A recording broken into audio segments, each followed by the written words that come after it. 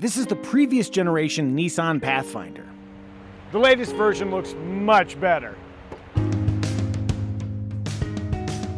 It's got a modern, rugged shape offered in a range of colors, including several two-tone combinations. Based solely on aesthetics, generation number 5 is a giant leap for Pathfinder-kind. But good looks can only get you so far.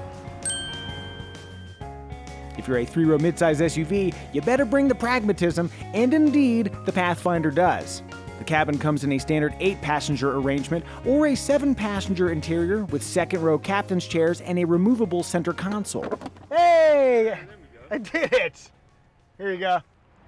As you've already gathered, I am very, very average. 5'10". Let's see how I fit in the second row. And the answer is, well. What's really nice is that the second row sits up a bit above the first row, so you have an expansive view of the world outside. Let me use the standard one-touch folding mechanism. Flips right forward, and that's a really good pass-through. A little spot to put a foot here and a nice flat spot right here.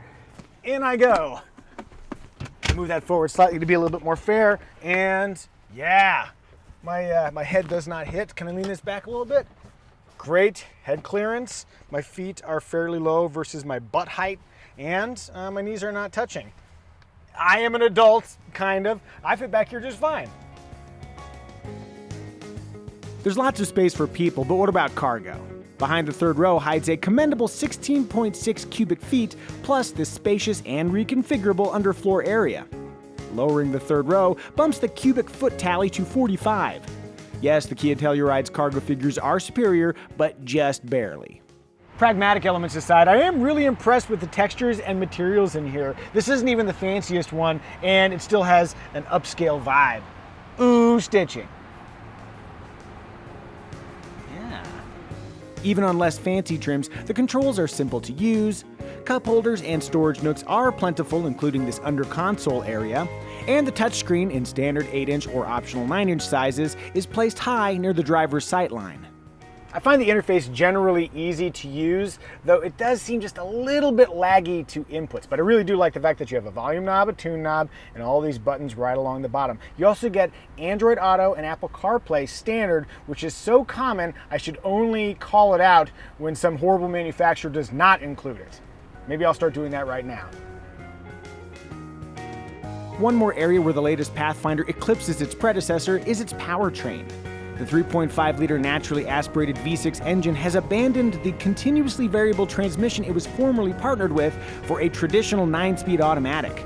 Not only is the 9-speed automatic more adept at towing, but ditching the surging, groaning engine revs of the old CVT gives me one fewer thing to complain about. Don't worry, I'll find something to enrage me, like the fact that some of you haven't subscribed to Kelley Blue Book's YouTube channel. Slow zoom for emphasis. Good job, editor.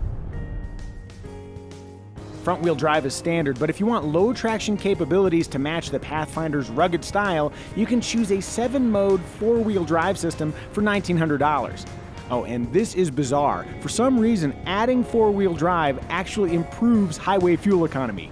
I have no idea how that's possible, but you're welcome to check fueleconomy.gov if you think I'm lying. All right, how does this thing drive? On the move, ride quality is excellent, and the cabin is quiet. All the sophistication implied by the Pathfinder's style is thankfully reflected in its road manners. As for handling, I wouldn't say that the Pathfinder is fun, but it is competent. Look, I went around that corner all the way. Didn't skid into a bush or anything. Wow. Okay, getting nitpicky, I will point out that the steering does have a slight rubbery pull back to center. Don't even worry about it. People who are buying 3-row SUVs do not care about steering feel. As for power, let's see what she's got.